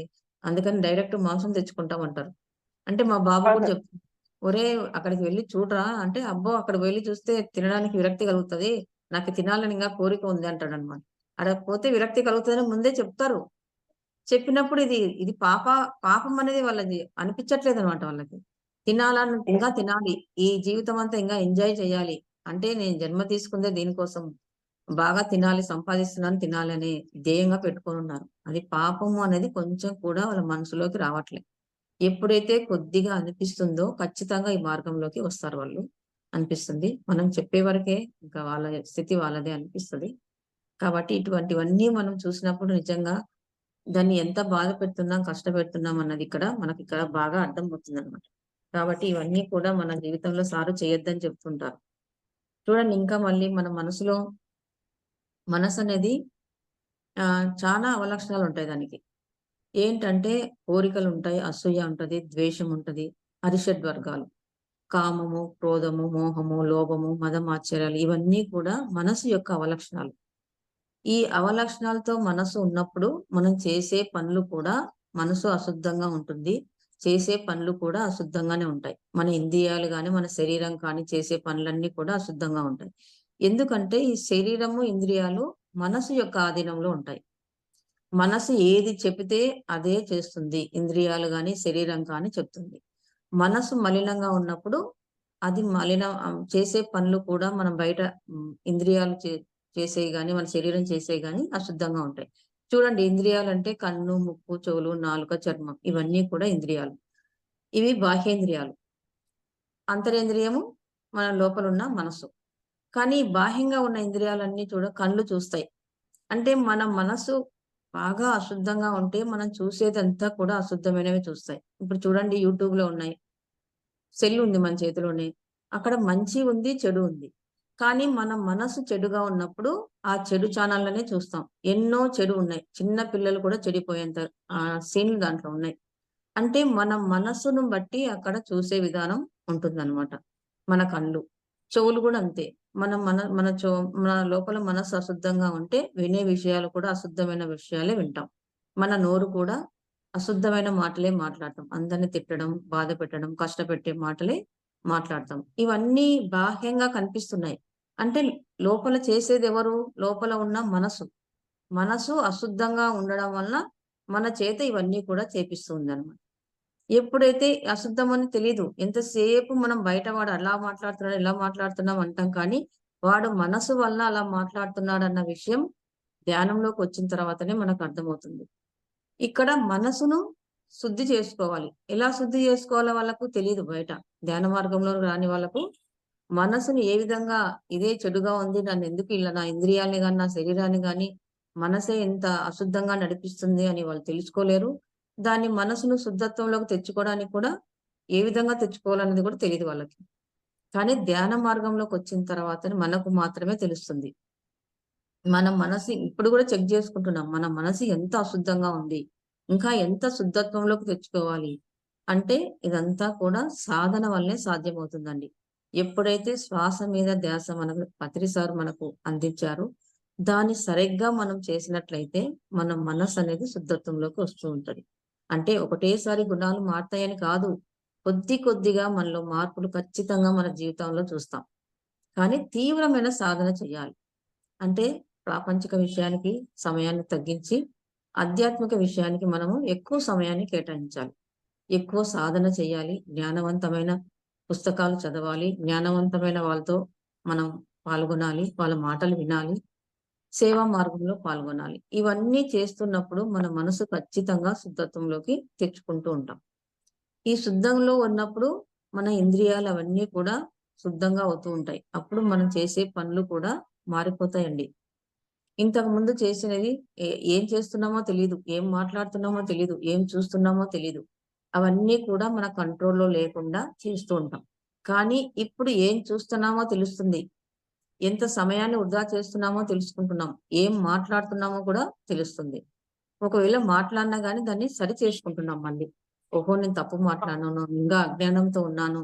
ఇంకా నేను ఎన్నో మాటలు సరి చేసుకోవాలి అనేవి కూడా సరి చేసుకుంటున్నాం. అంటే ఇదంతా కూడా ఈ మార్గంలోకి రావడం వల్లే, మనలోకి మనం చెక్ చేసుకోవడం వల్లే ఇవన్నీ కూడా మార్పులు. ఇంతకుముందు ఇతరుల దోషాలు చూసేవాళ్ళం. కానీ ఈ ధ్యాన మార్గంలోకొచ్చాక మనలో ఉన్న దోషాల్ని మనం గమనిస్తున్నాం. అంటే మనలో ఎన్నో ఉన్నాయండి. అవన్నీ మనలో పెట్టుకొని ఎదుటి వాళ్ళ దోషాలు చూస్తున్నాం. అంటే ఎంత తప్పుగా ఉన్నాం, ఎంత తప్పుగా చూస్తున్నాం. అంటే ఎదుటి వాళ్ళ 99 తప్పులున్నా ఒక మంచిని చూడమన్నారు. కానీ ఆ మంచి మనకు కనిపించదే. ఇప్పుడు మనం హ్మ్. కొద్దిగా అనిపిస్తుందనమాట. ఆ మంచిని గమనించుకుంటున్నాం. ఓహో! వాళ్ళదో అదే మనకు కావాల్సింది. చెడు గురించి మనకనవసరం. ఆ మంచి అతనిలో ఉన్న మంచి నాలో ఉందా లేదా? అటువంటి గుణం అతనిలో ఉందే, మరి నాలో ఉందా లేదా అనేది ఓసారి చెక్ చేసుకొని అది మనలో లేకపోతే అటువంటి గుణాన్ని మనం డెవలప్ జేసుకోవాలి. ఆ విధంగా మనం ఎన్నో మార్పులు తెచ్చుకుంటాం. ప్రతి ఒక్కరిలో మంచి, చెడు 2 ఉంటాయండి. 2 ఉంటాయి. మనం జన్మ తీసుకున్నాం గాబట్టి 2 కర్మలు చేసున్నాం కాబట్టి 2 ఉంటాయి. కాబట్టి 2 ఉన్న వాటిని మనం గుర్తించాలి. మనలో ఉన్న లోపాల్ని తొలగించుకుంటూ వెళ్ళాలి. దానికి సాధ్యం శ్వాస మీద ధ్యాస పెట్టినప్పుడే సాధ్యమవుతుందనమాట. ఈ విధంగా ఈ ఇంద్రియాలన్నీ కూడా మనసు శుద్ధత్వం రావడం వల్ల మనం చేసే పనులన్నీ కూడా మారిపోతూ ఉంటాయి. ఎటువంటి శుద్ధత్వంలోకి రావాలంటే శ్వాసను మాత్రమే గమనించాలి. తీవ్రమైన సాధన చేస్తూ ఆ స్థాయికి వెళ్ళాలి. చూడండి ఇక్కడ యోగికి గాని, భోగికి గాని దేహ యొక్క బాధలు ఒకేలాగా ఉంటాయి. దేహ బాధలనేది యోగికి, భోగికి ఒకేలాగా ఉంటాయి. కానీ భోగి ఏం చేస్తాడు? ఆ దేహ బాధల్ని భరించలేక, తట్టుకోలేక విలవిలలాడిపోతూ బాధకు గురైపోతాడు. కానీ యోగి మటుకు ఆయన దాన్ని తట్టుకునే స్థితి ఆయనకుంటుంది. ఎందుకంటే అక్కడ ఆయనకు మనసనేది లేదు. మనసు లేని స్థితిలో ఆయనున్నాడు. మనం పూర్తిగా 100% మనసుతో ఉన్నాం. కాబట్టి బాధ తీవ్రతంగా ఉంటది. వీళ్ళు యోగులు వాళ్ళ మనసును శూన్యం చేసుకున్నారు. ఆత్మ స్థితిలో ఉన్నారు. కాబట్టి అదే బాధ వాళ్ళకు ఎటువంటి శరీరం మీద ఎటువంటి బాధను గూడా చూపించదు. చూడండి, ఇప్పుడు మనం పూర్తిగా భగవంతునితోనే ఉన్నప్పుడు ఇప్పుడు మనలో ఉన్న ఆత్మే భగవంతుడు. మరి ఆ భగవంతుని దగ్గరికి పూర్తిగా చేరినప్పుడు ఎటువంటి బాధ ఉండదు. భగవంతుడి దగ్గర ఉన్నదంతా కూడా ఆనందమే. ఆ స్థాయికి మనం వెళ్ళినప్పుడు పూర్తిగా ఆనంద స్థితిలో ఉంటాం. మన శరీరానికి గాని ఏం అనిపించినా ఏమీ బాధ అనిపించదు. అంటే మన కష్టాలు, బాధలు, దుఃఖాలు ప్రాపంచికమే. అవే మనం ఆత్మస్థితికి వెళ్ళినప్పుడు అవి మనకి ఏమీ కూడా చేయవన్నమాట. వాటికి ఎంతోమంది ఎగ్జాంపుల్‌గా మనం తీసుకోవడం కూడా తీసుకోవచ్చు. ఇప్పుడు చూడండి రమణ మహర్షి ఉన్నాడు. ఆయన వీపున ఎంతో క్యాన్సర్ పుండు ఉంది. ఉన్నప్పుడు కూడా ఆయన దానికి ఎటువంటి బాధ పడినట్టుగా తెలియదన్నమాట. దాని మీద పురుగులవన్నీ వాలుతుంటే వాటిని శిష్యులు తీస్తుంటే, "ఎందుకు దాన్ని ఆహారాన్ని మీరు తీసేస్తున్నారు? ఉంచండి" అని జెప్పాడు. అంటే చూడండి ఆయన దేహ స్థితిలో పూర్తిగా లేడు. మనోస్థితిలో పూర్తిగా లేడు. ఈ దేహాన్ని పూర్తిగా ఆత్మస్థితిలోకి తీసుకొచ్చుకున్నాడు. దేహం అనేది పూర్తిగా ఆత్మస్థితిలోకొచ్చేసింది. అప్పుడు ఆయనకి ఎటువంటి నొప్పి, బాధ పూర్తిగా లేవనమాట. మనం ఈ దేహం అనేది మనసు ఆధీనంలో ఉందనుకోండి, నొప్పి, బాధ విపరీతంగా ఉంటది. కాబట్టి ఇక్కడ ఆత్మస్థితికి మనం తెచ్చుకోవాలి. ఈ దేహ స్థితిని ఈ దేహాన్ని మన ఆత్మస్థితికి తెచ్చుకోవాలి. తెచ్చుకోవాలంటే ఈ మనసు యొక్క స్థాయిని పూర్తిగా తగ్గించాలి. తగ్గించాలి అంటే మన శ్వాసను గమనించినప్పుడే అది సాధ్యమవుతుంది. తీవ్రమైన సాధన చేయాలి. ఇప్పుడు చూడండి మనము సాధనలోకొచ్చాము. ఈ మనసు సాధనలోకొచ్చినప్పుడు చంచలంగా ఉంటది. చంచలంగా ఉన్న మనసును మనము ఆలోచనలు వస్తూ ఉంటాయి. దాన్ని కట్ చేస్తూ అదే తీవ్రమైన సాధన చేస్తున్నప్పుడు కొన్ని రోజులకు ఆలోచనలన్నీ గూడా తగ్గుముఖం పడతాయి. ఆలోచన చంచలం నుంచి నిశ్చలానికొస్తాం. నిశ్చలానికొచ్చినప్పుడు మనసనేది అక్కడ కొద్దిగా శాంతిస్తుందనమాట. ఆ నిశ్చలంలో కూడా మనం ఎక్కువ గంటలు సాధన చేయాలి. తీవ్రమైన ఎక్కువ గంటలు ఆ స్థితిలో ఉండాలి. ఉండాలన్నప్పుడు నిశ్చలమైన మనసు నిర్మలమవుతుంది. అంటే అక్కడ మనసనేది అక్కడ శుద్ధి అవుతుందండి. ఇప్పుడు ఏదో ఒక గంట కూర్చొని మనము సాధన చేస్తే మనసు శుద్ధి అవ్వదు. ఎక్కువ నిర్మల స్థితిలో మనం ఎక్కువ సాధన చేసినప్పుడు, నిశ్చల స్థితిలోకి వెళ్ళినప్పుడు, ఎక్కువ సాధన చేసినప్పుడు నిర్మల స్థితిలోకొస్తది. అంటే అక్కడ మనసు అనేది అక్కడ శుద్ధి చెందుతుంది. అక్కడ గుణాలు, అక్కడ మన మనసు గుణాలు అనేది మారుతాయి. మనసు శుద్ధి అయినప్పుడే మన గుణాలు అనేవి మారుతాయి. గుణాలు మారినప్పుడే మన ప్రవర్తన మారిపోతుంది. ఈ విధంగా అప్పుడే మన బాహ్య ప్రవర్తన అప్పుడే తేడా వస్తుంది. ఇంతకు ముందు ప్రవర్తనకు, ఇప్పుడు ప్రవర్తనకు తేడా వస్తుంది. తేడా వచ్చింది అంటే, ఓహో! నా మనసు కొద్దిగా శుద్ధి అయింది అనేది ఇక్కడ అర్థమవుతుంది. మన ప్రవర్తనను బట్టి. ఇంతకు ముందు ఒక 500 ఎవరికైనా ఇవ్వాలన్నా గాని ఇవ్వలేకపోయి మనసు ఎంతో బాధ గురయ్యేదనమాట. ఎందుకు అవును. దేనికన్నా వస్తుంది గదా! నేను ఇంకో చీర కొనుక్కోవచ్చు గదా! ఇంకా దేనికన్నా వస్తుంది గదా! అనే ఆలోచన నాకైతే బాగుండేది మేడం. అట్లా అనిపిచ్చేది. అది అంటే నిజం. మనసు ఫ్యాక్ట్ ఆంటీ. ప్రతి ఆ! ఒక్కళ్ళకి ఉంది గానీ అందరం బయటికి చెప్పుకోకపోవచ్చు కానీ మనం చెప్పాలిప్పుడు. చెప్పుకోగలుగుతున్నాం ఇప్పుడు. ఇప్పుడు అవును. చెప్పాలి. అంటే ఆ చెప్పండి. బాధ మనసు బాగా విపరీతంగా ఫస్ట్ ఏదో అందరున్నప్పుడు మాట ఇచ్చేస్తాం గబక్కన. అవును. ఇచ్చిన తర్వాత అవును. ఇంటికొచ్చిన తర్వాత వాళ్ళు తిరిగి అడగడానికొస్తారు గదా! అప్పుడు ఎందుకు అవును. అంత చెప్పినావు నువ్వు? మనసు చెప్తుంది ఎన్ని మాటలు చెప్తుంది. ఎందుకు నువ్వు అంత చెప్పావు? 200 చెప్పొచ్చు గదా! 100 చెప్పొచ్చు గదా! అని ఎన్నో రకాలుగా మనల్ని ప్ర ప్ర దానికి గురి చేస్తుందనమాట. కానీ ఇప్పుడు ధ్యాన స్థితిలోకొచ్చిన తర్వాత నిజంగా అక్కడ చెప్పిన తర్వాత ఎంతో ఆనందంగా ఇస్తున్నాను మేడం నేనైతే. నాకది మటుకు నేను బాగా గుర్తించా. అంటే ఇచ్చేటప్పుడు ఎటువంటి బాధ లేదు. అప్పుడు గుర్తొచ్చింది. ఓహో! అప్పుడు బాధపడింది మనసు. ఇప్పుడు ఇస్తున్నాను అంటే ఎటువంటి బాధ కూడా లేదు. అక్కడ ఆనందం కలుగుతుంది. అంటే కొద్దిగా నా మనసులో మార్పు వచ్చింది అన్న విషయం ఇక్కడ గుర్తించానన్నమాట. కాబట్టి ఖచ్చితంగా అందరికీ వస్తుందండి. మనలో ఉన్న లోపత్వం కూడా పోతుంది. కోరికలు తగ్గుతాయి, కామము తగ్గుతాయి, కోరికలు తగ్గుతాయి, క్రోధము అంటే కోపము తగ్గుతది. ఈ లోభత్వం కూడా తగ్గిపోతుంది. అంటే లోభం అంటే ఇప్పుడు చూడండి ఎవ్వరికీ ఇవ్వకూడదు. అంతా నాకే కావాలి. నా పిల్లలకే, నాకే అనేది అప్పుడు ఉండేది. కానీ ఇప్పుడు ప్రతి ఒక్కరు కూడా ఆత్మస్వరూపులే అన్న విషయం మనకు అర్థమైన తర్వాత, ఇంట్లో పనమ్మాయి ఉన్నా గాని ఇప్పుడు ఆ అమ్మాయి పనికి చేస్తుందంతే. కానీ మనం హ్మ్. ఏది తింటామో అదే మనం అక్కడ పెట్టాలి. ఇంతకుముందు ఫ్రిడ్జుల్లోది అది పెట్టేదాన్ని. కానీ ఇప్పుడు తెలుసుకున్న తర్వాత చేసిన వెంటనే అంటే కూరలంటే ఆ టయానికి ఇవ్వలేమనుకోండి. ఏదన్నా పిండి వంటలు చేస్తే గాని మనము తిన్న తర్వాత కొన్ని రోజులకి అవి వద్దు అనిపించినప్పుడు తిరిగి ఇస్తుంటాం. కానీ అది హ్మ్. ఎంత పాపము అన్నది ఇక్కడ బాగా అర్థమైతుంది. చేసుకున్న వెంటనే ఎవరికైనా నువ్వు ఇవ్వగలిగితే వెంటనే ఇవ్వాలి. వాళ్ళ భాగాన్ని వాళ్ళకివ్వాలి. తర్వాతే మనం. అంటే చూడండి ఎన్ని ఉన్నాయో మనలో లోపాలని అనిపిస్తది.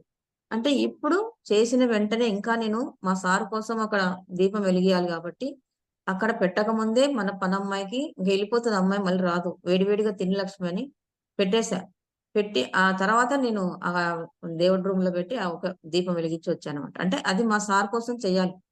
అంతే. ఆ! అప్పుడు ఆ! ఆయన తినలేదు, నేను తినలేదు ఇక్కడ దేవుడికి పెట్టలేదు. అంటే పూజలో పెట్టలేదు. ముందు ఆ అమ్మాయికి లక్ష్మి పెట్టిన తర్వాతే, అమ్మాయి తినిపోయిన తర్వాత, తర్వాత నేనిక్కడ పెట్టుకోవడం జరిగింది. ఇవన్నీ కూడా నేనేదో గొప్పగా చెప్పడం కాదండి. కానీ ఆ మార్పు నేను గమనించాను. అంటే అక్కడ కూడా ఆ అమ్మాయి జన్మతః ఆమె కర్మానుసారంగా అమ్మాయి పని చేస్తుందంతే. ఆ పని మనం ఆ! చేయించుకోవాలి. అంటే బాహ్యంగా అమ్మాయిని ఆ విధంగా చూడాలి. కానీ అంతరంగంలో ఆమెను ఆత్మనగా చూడాలి. చూసినప్పుడు మనం ఏదైతే తింటామో అదే ఆ అమ్మాయికి పెట్టాలి. లేకపోతే ఊరుకుండాలి. ఆ విధంగా ఇక్కడ దాని గురించి తెలుసుకొని నేను నాలో మార్పనేది జరిగింది. ఇవన్నీ కూడా నిజంగా ప్రాపంచికానికి, ఆధ్యాత్మికానికి ఎంత తేడా ఉంటుంది. అసలు ఆధ్యాత్మికంలో ఉంటేనే మనం ప్రాపంచికంగా కరెక్ట్‌గా జీవిస్తాం. లేపోతే అన్ని తప్పులు, పాపాలు చేసుకుంటూ మన జీవితాల్ని ఇంకా కరెక్ట్. ఇంకా మన జన్మల్ని పెంచుకుంటామనేది ఇక్కడ అర్థమవుతుంది. కానీ నిజంగా అండి ఎప్పుడూ ఆనందంగా ఉంటున్నాం ఇప్పుడు. లోపలనేది అవును. ఎప్పుడు కూడా ఆనందం స్థితి కలుగుతుంది. అదంతా కూడా ఈ ధ్యానం వల్లనే, ఈ క్లాసులు చెప్పడం వల్లనే, ఎన్నో విషయాలు తెలుసుకోవడం వల్లనే మార్పనేది నా జీవితంలో చూస్తున్నా. అంటే ఇంకా ఎంతో ఉంది తెలుసుకోవాలి. ఇంకా ఎంతో మార్పు తెచ్చుకోవాలి. కొద్దిగా దానికే ఇంత ఆనందం ఉందే, మరి పూర్తిగా ఆ! భగవంతునితో మనం ఉంటే ఎటువంటి హ్మ్. అద్భుతమైన ఆనందాన్ని మనం పొందుతామన్నది ఒక్కసారి మనం ఊహించుకుంటే అర్థమవుతుంది. చిన్న కొద్దిగా ఆ! అట్లా టచ్ అయిందో లేదో కూడా తెలీదు మేడం. ఆ! ఆత్మస్థితికి టచ్ అయిందో లేదో గానీ మార్పులొచ్చాయే మరి. ఇంకా పూర్తిగా కరెక్టే ఆహ్, ఆంటీ. ఆ స్థాయిలో మనం పూర్తిగా ఉంటే ఇంకా ఎంత ఆనంద స్థితిలో ఉంటామో అని అనిపిస్తది అప్పుడప్పుడు. ఈ విధంగా చెప్పుకుంటూ పోతే ఎక్కడికో ఎళ్ళిపోతున్నాం. ఇంకా చూడండి ఇంకా మనము ఈ స్పర్శ, ఈ స్పర్శ అనేది కూడా మన శరీరానిది కాదు. మనసుదే అని చెప్పాలి. చూడండి ఇప్పుడు భార్యాభర్తల సంబంధం ఉంటది. అక్కడ భార్యాభర్తల్లో ఏ ఒక్కరి మనసు సరిగ్గా లేకపోయినా గానీ, వాళ్ళ కోరిక అక్కడ తీరదనమాట. సరిగ్గా ఆ కోరికను తీర్చుకోలేరు. అది మనకందరికి కూడా తెలుసు. మనసు బాలేపోతే ఒకరు మనసు బాగుండి ఆ కోరికలో పాల్గొనాలనుకున్నా గానీ, అది జరగదనమాట. సరిగ్గా దాన్ని ఉండలేరనమాట. అది కూడా అక్కడ అర్థమవుతుంది. అంటే ఇక్కడ స్పర్శ అనేది ఇద్దరి శరీరాలది కాదు.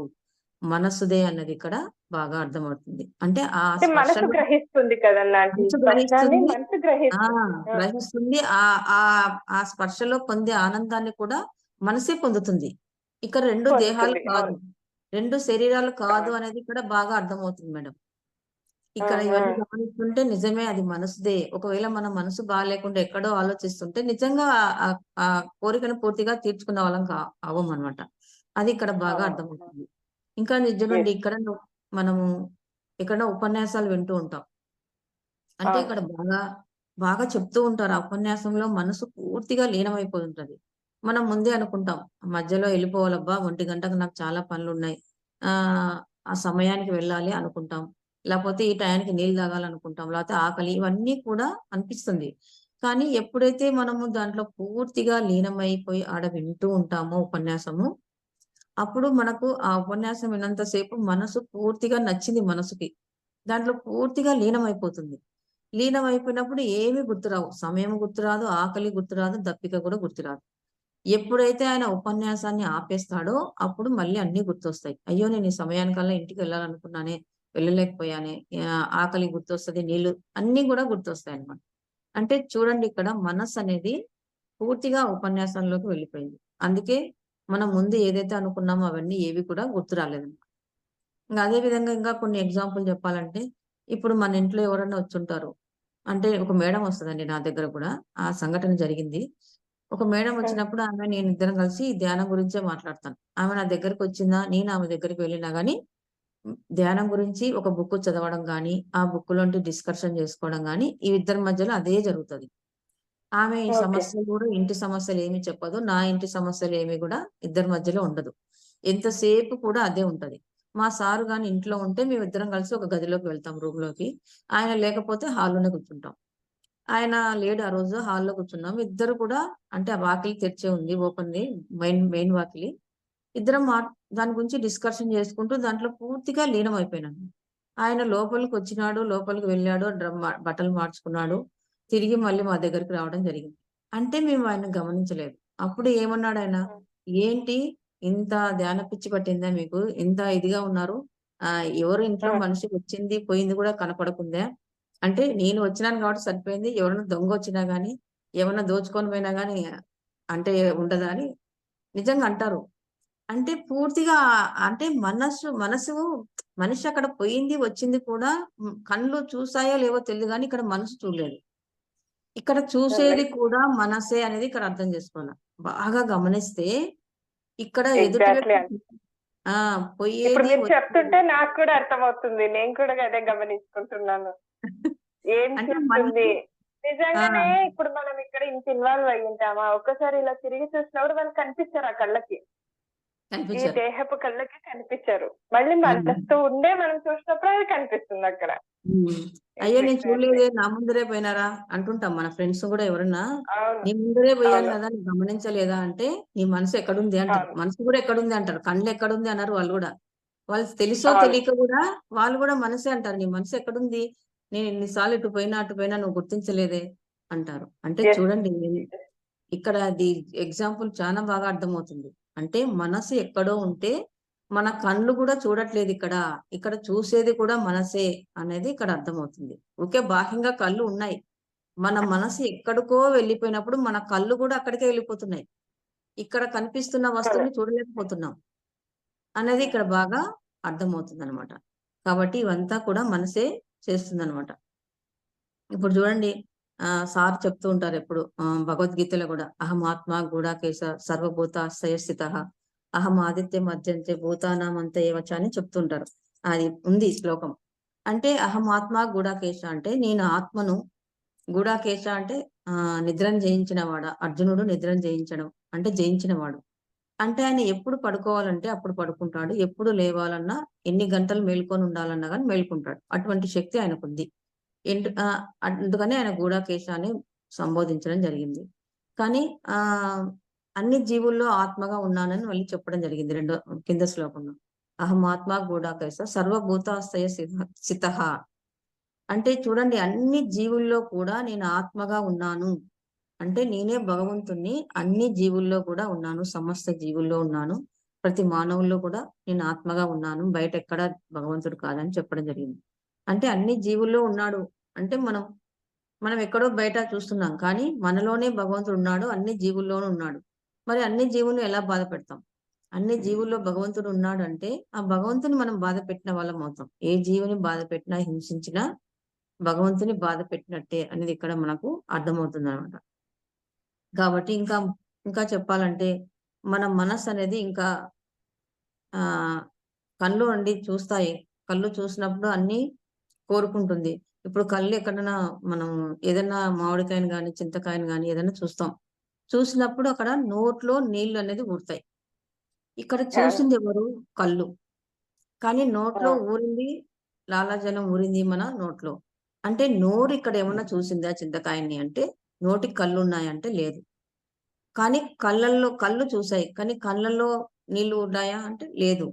అంటే చూసిన కళ్ళల్లో నోరు నీళ్ళనేది ఊరలేదు. చూడని నోట్లో నీరు ఊరాయి. అంటే ఏంటి ఇక్కడ అర్థం?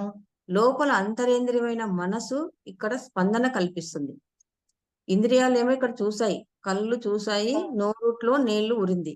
కానీ లోపల మనసు స్పందన కల్పించింది రెండిటికి కూడా. నోట్లో నీళ్లు ఊరేలాగా చేసింది, కళ్ళు చూసాయి. అంటే ఇక్కడ కళ్ళలో చూసిన కళ్ళలో నీళ్లు ఊరలేదు.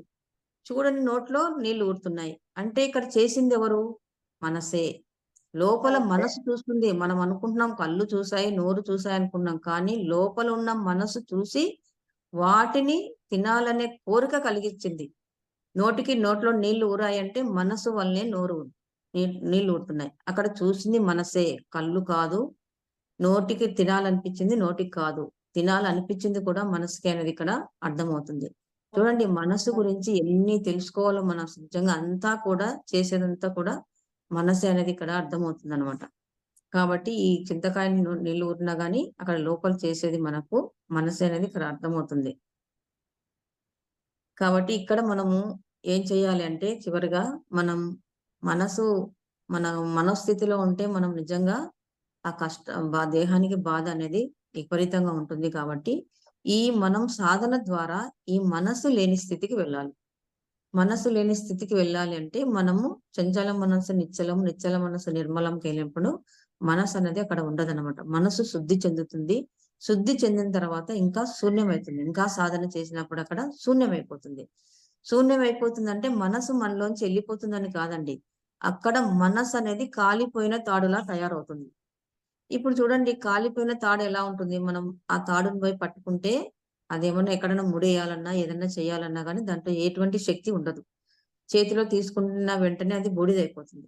మన మనస్సు కూడా అలా ఉండాలి. మనసు లోపల ఉంటుంది కానీ దేనికి కూడా స్పందించదు. ఇంద్రియాలను కూడా తన స్వాధీనంలోకి ఇంద్రియాలు కూడా తన స్వాధీనంలో ఉండదు. ఈ శరీరం కూడా దాని స్వాధీనాన్ని కోల్పోతుంది. అసలు మనసు అనేది పూర్తిగా అక్కడ కాలిపోయిన తాడుగా పూర్తిగా దాని లక్షణాలు మొత్తం కూడా ఏమీ లేకుండా పోతాయి. దాని లక్షణాలు ఏవైతే ఉన్నాయో అన్నీ కూడా వెళ్ళిపోయి మంచి లక్షణాలు అంటే ఆత్మకైతే ఏ లక్షణాలు ఉన్నాయో ఆ లక్షణాలన్నీ కూడా మనకు వచ్చుంటాయి. కాబట్టి మనసు అనేది అక్కడ పూర్తిగా లేకుండా పోయి కాలిపోయిన తాడుగా ఉంటుంది. యోగులందరూ కూడా అటువంటిగా తయారు చేసుకున్న వాళ్ళే. వాళ్ళ మనసు అనేది పూర్తిగా లేకుండా పూర్తిగా ఆత్మస్థితిని తెచ్చుకున్న వాళ్ళు. మనం కూడా పూర్తిగా మనోస్థితి నుంచి ఆత్మస్థితికి రావాలి. అప్పుడే మనకి మన జీవితంలో ఏం జరిగినా గానీ మనం తట్టుకునే స్థితి మనకు వస్తుంది. అవన్నీ కూడా మన శరీరాన్ని కూడా ఏమీ చేయవండి. ఇప్పుడు యోగుల్ని గమనించినప్పుడు మనకు బాగా అర్థమవుతుంది. ఇప్పుడు చూడండి, ఒక జీసస్ తీసుకుంటే నిజంగా ఆ జీసస్ సినిమాని స్కూల్లో ఉన్నప్పుడు మాకు తీసుకెళ్లడం జరిగింది. కరుణామయుడు అనే సినిమాకి తీసుకెళ్లడం జరిగింది. నిజంగా ఆ సినిమా చూస్తుంటే జీసస్ అంత లావు సిలువను మోస్తున్నప్పుడు ఆయన ఎన్నో రకాలుగా కొట్టడం జరిగింది. ఆ రక్తం కారుతూ ఆయన సిలువను మోసుకొని వస్తున్నప్పుడు ఆయన ఎటువంటి దుఃఖాన్ని కళ్ళమ్మ నీళ్ళేం పెట్టుకోలేదు ఆయన. కానీ మనకిక్కడ చూసే వాళ్ళకు దుఃఖం కలుగుతుంది, బాధ కలుగుతుంది, ఏడుస్తున్నాం. ఎందుకు? అక్కడ మనసు దాంట్లో బాధకు గురవుతుందన్నమాట. అంటే మన శరీరం ఇక్కడ బాధపడట్లేదు. కానీ ఎదుట వాళ్ళు పడేది బాధ మన మనసు స్వీకరిస్తుంది ఇక్కడ. స్వీకరించి ఆ బాధనంతా కూడా తీసుకుంటుంది. తీసుకొని అప్పుడు తెలీదు కాబట్టి పూర్తిగా అజ్ఞానంలో ఉన్నాం కాబట్టి వెక్కి వెక్కి ఏడ్చడము, బాధపడ్డము, కళ్ళంతా ఉబ్బిపోవడము, ఎక్కులు రావడం కూడా జరిగిందనమాట. అంటే ఆ బాధకు అంతగా లీనమైపోతున్నాం అక్కడ మనకే జరిగినట్టుగా. చూడండి అక్కడ ఆయన సిలువ యేస్తున్నప్పుడు కూడా జీసస్ ఎటువంటి బాధ పడలేదు. అంటే ఎటువంటి ఏడ్చినట్టు, బాధపడినట్టు, చేతులు, కాళ్ళు గుంజుకున్నట్టు కూడా ఎక్కడా లేదు. ఇంకా ఆయన భగవంతుని కోరుకుంటాడు. తండ్రి వాళ్ళని క్షమించు, వాళ్ళ అజ్ఞానంలో ఉన్నారు అని ఎంతో వేడుకుంటాడు. అంటే చూడండి ఆయన ఇప్పుడు ఏ స్థితిలో ఉన్నాడు అన్నది అర్థమవుతుంది. పూర్తిగా మనోస్థితిలో పూర్తిగా లేరు. పూర్తిగా వాళ్ళ ఆత్మస్థితిలో ఉన్నారు కాబట్టి ఆ మేకులు కొడుతున్నా గాని వాళ్ళ శరీరంలో ఎటువంటి బాధ కూడా లేదు. ఆ మేకులు కొట్టడం అంటే మామూలు విషయమా? కాళ్ళు, చేతులు అప్పటికే ఆయన శరీరంని ఎంతో ఇదిగా బాధ పెట్టారు. పెట్టి మళ్ళీ శిలువ మీద పెట్టి మేకులు కొట్టడం అంటే తలకు గాని, కాళ్ళకు గాని, చేతులు గాని అది మనం తలుచుకుంటేనే మనకెంతో బాధ కలుగుతుంది లోపల. మరి ఆయన ఆ స్థితిలో ఎట్లా భరించారో అని అప్పుడు ఎంతో వేదన కలిగింది. కానీ ఇప్పుడు అర్థమవుతుంది. అది శరీరాన్ని కాదు. ఆయన పూర్తిగా ఆత్మస్థితిలో ఉన్నారు. మనం కూడా ఆ స్థితికి వెళ్ళవచ్చు. ఈ సాధన ద్వారా మన మనోస్థితిని తగ్గించి పూర్తిగా ఆత్మస్థితికి వెళ్ళినప్పుడు ఇటువంటి బాధలు కూడా మన శరీరాన్ని ఏమీ చేయదనేది ఇప్పుడు వాళ్ళని గుర్తొచ్చినప్పుడు అర్థమవుతుంది మేడం. నిజం కదా! ఇది మనం కూడా ఆ స్థితికి తీసుకొచ్చే మార్గం మనకు పత్రి సారు చూపించారండి. మళ్ళీ ఇంకెక్కడ కూడా ఈ ధ్యానం అనేది ఎక్కడ లేదు. సారు మాత్రమే పత్రి సారు నిజంగా మనం ఎంతో పుణ్యం చేసుకుంటే ఈ జన్మలో పత్రి సారు మన జీవితంలోకి రావడం, మనకి ఇదంతా నేర్పించడం, ఇది నిజంగా ఎంత ఉంది సాధనలో అనేది ఇక్కడ అర్థమవుతుంది. మొదట్లో ఏదో సాధనలోకి వచ్చాం కానీ, ఏదో శరీర అవును. ఆరోగ్యం కోసం, మనశ్శాంతి కోసం అనుకున్నాం. కానీ లోతుల్లోకి వెళ్ళే కొద్దీ బాగా అర్థమవుతుంది మేడం. ధ్యానం అనేది కరెక్ట్. ఎందుకు అనేది బాగా మన జీవితంలోకి మనము అనువదించుకున్నప్పుడు ఒక్కొక్క విషయం అర్థమవుతూ ఉంది. ఓహో! ఇంత ఉందా? ఇంత ఉందా? అంటే లోతుల్లోకి వెళ్ళాలి. ఇప్పుడు ఒక సముద్రంలోకి మనము వెళ్ళినప్పుడు కొంతమంది అలలను చూసి భయపడతారు. అలల్లోకి పోవడానికే భయపడతారు. కొంతమంది అలల్లోకి వెళ్తారు. కొంతమంది అలలు దాటుకొని లోపలికి గూడా వెళ్తారు. కొంతమంది ఏదో అవును. చేపల్ని, గీపల్ని పట్టుకున్న స్థాయి వరకు వెళ్తారు. కొంతమంది ఇంకా లోతుల్లోకి వెళ్లి ఆ వజ్రాల్ని, డైమండ్స్‌ని, ఆ ముత్యాల్ని గూడా స్వీకరించే స్థితిలో గూడా వెళ్తారు. మనం కూడా మన శరీరంలోకి అటువంటి ఆ ముత్యం అనేది ఆ వజ్రాలనేది మన శరీరంలోనే ఆత్మలో ఉన్నాయి అవన్నీ. మనం కూడా ఇవన్నీ కూడా ఎదుర్కొంటూ ఎప్పుడు మనమైతే మనోస్థితిని దాటి ఆత్మస్థితికి వెళ్తామో, అటువంటి వజ్రాల్ని మనం పొందగలుగుతాం. ప్రతి ఒక్కరిలో గూడా ఇవన్నీ ఉన్నాయండి. సముద్రంలో, భూగర్భంలో ఎటువంటి సంపద ఉందో, అటువంటి సంపద మనలోనే ఉంది. మన మనోస్థితిని ఎప్పుడైతే మనం దాటి ఆత్మస్థితికి వెళ్తామో, అటువంటి వాటినన్నీ కూడా అష్టసిద్ధుల్ని గాని, ఇవన్నీ కూడా మనము పొందగలుగుతాం. అవన్నీ కూడా ప్రతి ఒక్కరిలో గూడా ఉంది. కాపోతే మనోస్థితిలోనే ఆగిపోయి మనం ఇవన్నీ పొందలేకపోతున్నాం. కాబట్టి మనసు అడ్డుగా ఉందన్న విషయం ఇక్కడ మనకు తెలుస్తుంది. మన దేహానికి, ఆత్మకు మధ్యలో మనసు అడ్డుగా ఉంది. ఈ మనసును తొలగించుకునే ప్రయత్నంలో ఎన్నో రకాలుగా ఇబ్బందులు పడుతున్నాం, బాధలు పడుతున్నాం. కానీ ఆలోచనలతోనే ఉంటున్నామనమాట. కానీ ఈ ఆలోచనలు మనల్ని వెళ్ళనీయకుండా చేస్తుంది. కాబట్టి సాధనలో ఖచ్చితంగా మన ఆలోచనలు తగ్గించుకుంటూ, ఒక్కొక్క మెట్టు మనం ఎక్కుతూ మనం ఆ స్థాయికి మనము వెళ్ళగలుగుతాం. కాబట్టి ప్రతి ఒక్కరిలో కూడా ఇటువంటి శక్తి ఉంది. కాబట్టి మనము కూడా ఈ యోగులు చెప్పినట్టు యోగులు ఏదైతే ఆత్మస్థితికి వెళ్లారో మనం కూడా ఆ స్థాయికి ఖచ్చితంగా వెళ్ళగలుగుతాము. కాబట్టి దానికి తగ్గ సాధన తీవ్రతరం చేస్తూ మన జ్ఞానాన్ని పెంచుకుంటూ ఉన్నప్పుడు ఆ జ్ఞానం వల్ల కూడా మనం ఏది తప్పులు చేయాలి, ఏ తప్పు చేస్తున్నాము, ఏది కరెక్ట్ కాదన్న విషయాలు కూడా తెలుసుకుంటూ, దాన్ని కూడా సరి చేసుకుంటూ, సాధనలో మనం ముందుకు వెళ్తున్నప్పుడు తప్పకుండా మనం అటువంటి శక్తులన్నీ కూడా పొందగలుగుతాం. కాబట్టి ఇక్కడ మెయిన్ ఏంటంటే, మనం ఆత్మస్థితికి వెళ్ళినప్పుడు మన మన శరీరానికి ఎటువంటి బాధ, దుఃఖము, కష్టము ఏది కూడా ఉండదు. అన్నిటిని కూడా అధిగమిస్తాము. మనోస్థితిలో ఉన్నప్పుడే బాధ, కష్టము, దుఃఖం అన్నీ కూడా అనేది ఇక్కడ అర్థమవుతుంది. కాబట్టి ఆత్మస్థితిని పెంచుకోవాలి. దానికి ఏకైక మార్గం శ్వాస మీద ధ్యాస సాధన చేసినప్పుడే మనం ఆ స్థాయికి వెళ్తాం. కాబట్టి ఇంతటి అవకాశం ఇచ్చిన మేడంకి ధన్యవాదాలు తెలియజేసుకుంటున్నాను. Thank you madam. Thank you. Super aunty. నిజంగా చాలా చాలా చాలా చక్కగా వివరించారు. ఫస్ట్ నేను కూడా టైటిల్ చూడగానే బాధ అనేది మనసుకా దేహానికా అని చెప్పారు మీరు. మరి దేనికి ఉంటుందని నేను కూడా ఆలోచించాను. ఏం చెప్తారా ఎలా చెప్తారా అని నేను కూడా ఆలోచించాను. కానీ మీరు చాలా దాన్ని వివరించి చెప్పారు ఆంటీ. మనసుకు ఎలా కలుగుతుంది బాధ అనేది, దేహానికి కాదు. అసలుగా మనకు ఫస్ట్ కలిగేది మనసుకి ఆ బాధ ఏదైనా సరే. ఆ మనసుకు కూడా మనం ఎలాంటి లక్షణాలను మనం ఏమంటారా, ఎలాంటి ఆత్మ లక్షణాలను మనం కూడబెట్టుకుంటే గనక అవి కూడా మనకు బాధ అనిపించదు. ఎలా మనకు అడ్డుపడుతూ ఉంటుంది. ఎగ్జాంపుల్స్ తో సహా వివరిస్తూ వచ్చారు ఆంటీ. సూపర్. నాకు కూడా చక్కగా ఈ రోజు నేను కూడా మీ ద్వారా నేను కూడా కొత్త సబ్జెక్ట్ తెలుసుకున్నాను. నిజంగానే. మరి మనసుకా, మరి ఏంటి దేహానికా, ఎలా కలుగుతుంది అనేది క్లియర్ గా నీట్ గా ఎక్స్ప్లెయిన్ చేసి చెప్పారు. Super aunty. Thank you so much. మంచి సబ్జెక్ట్ అందించారు మాకు, మంచి జ్ఞానాన్ని అందించారు. Thank you so much. Yes friends, ఇక్కడ ఉన్న వాళ్ళు ఎవరైనా మాట్లాడతారా ఆంటీతో? ఏదైనా అడుగుతారా మరి?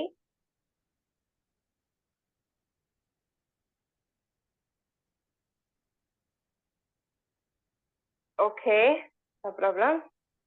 చూశారు కదండి, మరి విన్నారు కదా ఎలా మనకి మన మనసు ప్రభావం మన పైన ఉంటుంది ప్రతి విషయంలో, సందర్భంలో అనేది చాలా చక్కగా వివరించి చెప్పారు మరి మనకు.